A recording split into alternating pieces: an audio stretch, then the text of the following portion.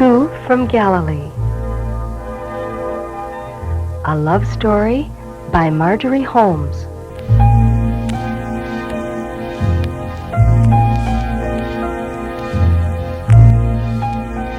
This is the 10th in our series of readings from the edited version of the book Two from Galilee, published by Fleming H. Revell Company and written by Marjorie Holmes.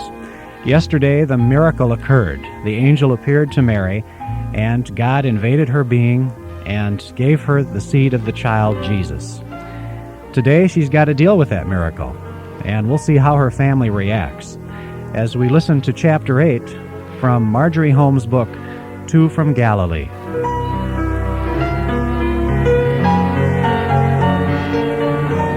Chapter 8. It had happened. She had not dreamed it.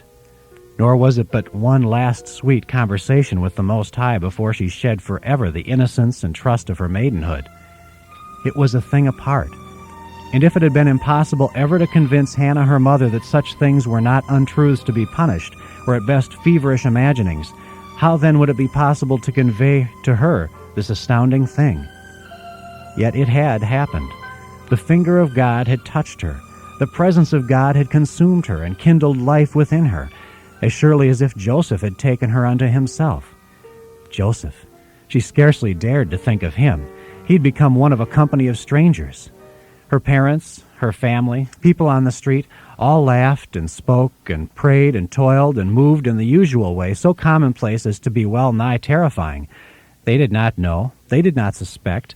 They could not see the awful veil that hung between them. They did not recognize the mark of God upon her. But the time was fast approaching when they must see it. Her body was swelling. Sometimes she felt so dizzy it was all she could do to creep to the chest for her clothes, and the smell of certain foods was nauseating.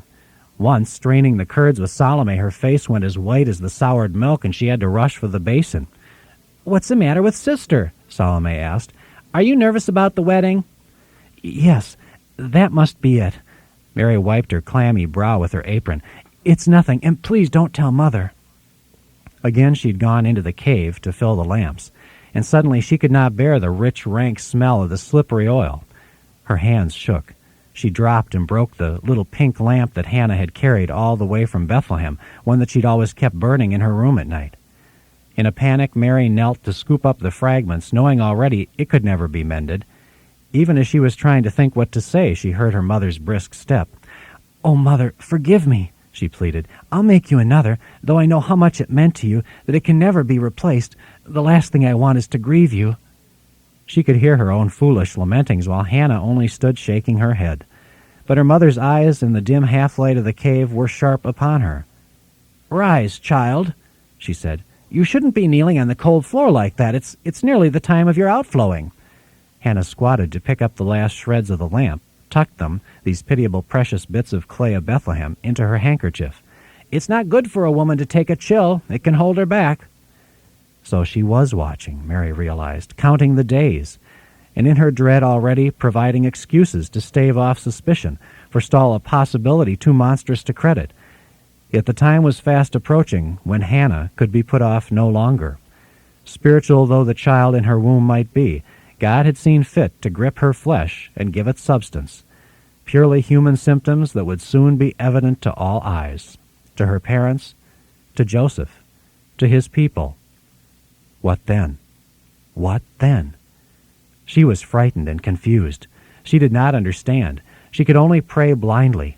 Help me to be worthy of this thing that you've done unto me, O my God. And these others who are so dear to me, when the time comes that they must know, please help them to understand. Don't let them cast me out."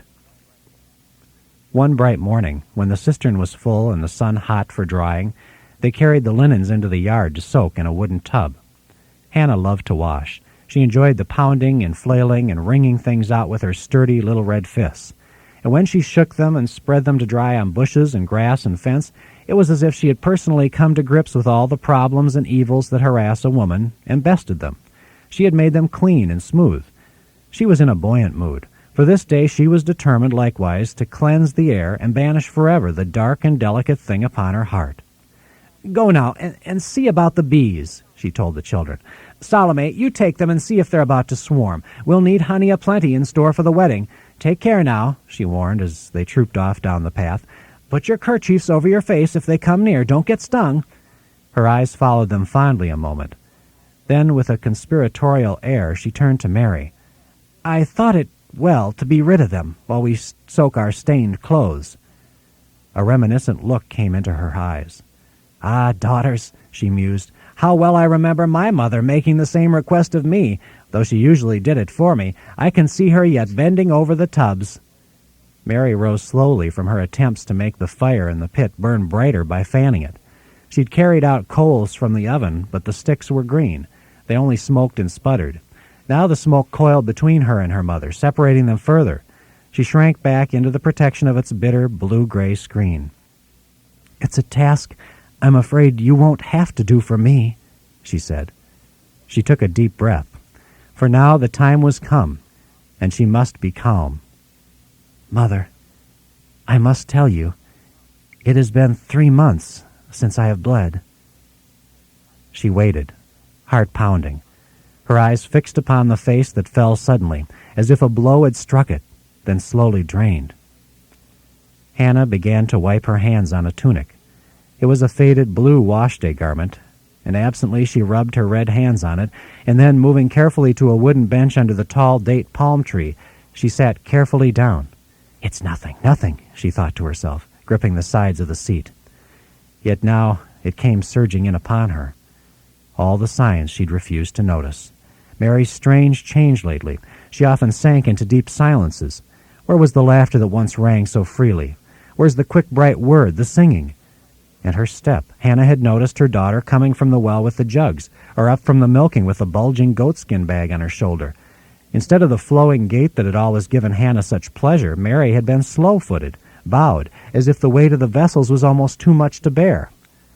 All this flashed through Hannah's consciousness as she sat there, managing a fiercely determined smile. She thrust aside her wretched and unworthy alarm.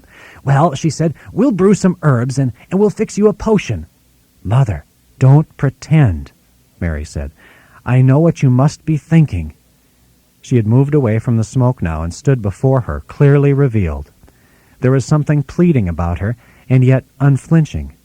There was about her the cold calm of the innocent. Mary said, "You need have no concern. It is not true. I have not yet been with a man." Hannah flinched. "Never, never her, Mary. Even now, betrothed, the thought of Mary thus was a laceration." Then Hannah spoke. "Not even Joseph?" The words came spewing out before Hannah could stop them. She caught a fist to her quivering mouth, wishing them unsaid, but there was no calling them back now, and she could only await their answer. "Mother, Joseph is a good man. He would be crucified before he'd bring dishonor to me or my family." "But he loves you," his mother said helplessly. "And you love him, and there's no denying such things. It's all too evident. I can see now that forcing you to wait even this long has been a mistake." "You mustn't blame yourself, Mother, and above all you mustn't blame him," Mary said. "Joseph is an honorable man." Hannah cried out, "But you love each other, and heaven forgive me for saying this, but the flesh is weak."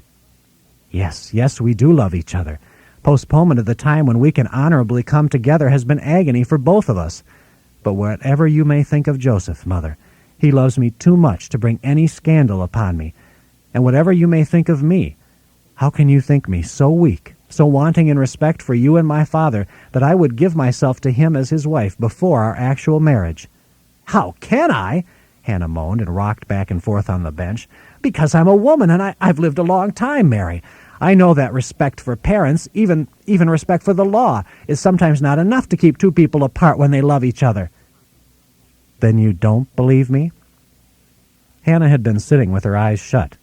Now she opened them and gazed a long moment on her daughter. Yes, Mary, I believe you. Heaven knows if I didn't." She shuddered and shut her eyes once more, as if to escape it. The disgrace. After all her boasting. If now, on top of the humiliation of stepping down, there were to be no proper wedding, but merely a shamed public acknowledgment that the marriage had been consummated in secret, legal as that was, it was still degrading. People sneered and made contemptuous jests. No, she'd been punished enough for her vain, glorious claims. God was surely going to spare her this. As for that other possibility, it was too appalling to consider. Adultery. Adultery means death by stoning, shame, divorce, and death. Joseph would not have Mary. No man would. Hannah saw her beloved crouching, begging for mercy, heard the stones raining down. She saw the white body bruised and bleeding, perhaps hurled over a cliff. Hannah sprang up, grabbing at the garments to be plunged into the steaming tub. She must scrub them and cleanse them and spread them out in God's clean, thirsty sun. She must again grasp the garments of life and force them into the patterns of neatness and precision. What folly to sit here wasting time over nothing. Come now, let's get busy, Mary, she said. I'll make you a potion when we get home, but first we must finish the washing. Mother, wait. Mary reached out a restraining hand. You'd better sit down again.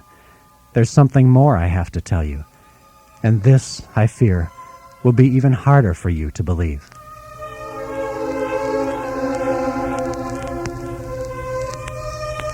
Joachim let the ox rest at the end of the furrow. The beast had been with him so many years that he regarded it as an old friend. He often talked with the ox as he plowed or scattered the seed. He was far too law-abiding a Jew to spare it by harnessing it up with the donkey, as some of his neighbors did. But he never used the goat except to prod it gently, and at night he always allowed it to cool off, rubbed it down, and washed out its mouth with the wine before giving it water and hay. He stood by it now, regarding his thriving fields. Thus far Yahweh had been merciful. No hail had riddled the early crop of beans and lentils and barley, which soon would be ready to reap. Those inevitable pests, caterpillars and beetles and mice, a host of enemies whose insatiable jaws could spell ruin, they'd been remarkably scarce this year, and the wheat looked to be plentiful this season. Even considering tithes and taxes, it seemed as if God meant to grant one of his dearest wishes, that he be able to give his firstborn a fine wedding. Yet he was impatient to be about it, to have it done with. 3 months had passed since the betrothal, 3 months more to go. They had reached the halfway mark, and he sensed that it was a time of crisis, some mounting intensity and challenge. He wished that it were all over, that she were already safely married. Safely. It troubled him that the word had even entered his thoughts. Well, friend, he patted the haunches and set his brown hand once more on the wood plow. This is no time to harrow a field. As they started down the next furrow, he saw Hannah's small figure hastening toward him. At once the familiar reflex of gladness smote him. He could never see her like this, his raw little sparrow of a mate, without a sense of blessing. It seemed to him always that she had come running to him with her hands outstretched. Always in his secret nature he'd anticipate a gift that was probably the more precious because it was so rarely in her power to bestow. I'm over here, he shouted as she halted, shielding her eyes from the glare. Joachim pulled back on the ox and plodded toward her, surprised at not seeing the napkin of bread and cheese or the skin of water that she sometimes brought. Then he saw that she gasped for breath. Her eyes were huge with alarm. Her face was tear-streaked. Hannah, what is it? Come sit down. Are you ill? No, it's Mary. Mary, you must come quickly. The word was rocking. She could scarcely see him. She's the one who's ill. I'm afraid, very afraid. What sort of illness? He said. A fever? Yes, a fever of the mind. She seems to be possessed. Oh, come now, our Mary. Get a hold of yourself, Hannah. Tell me what makes you think this preposterous thing. She's having illusions. Illusions, Hannah said. Fantasies.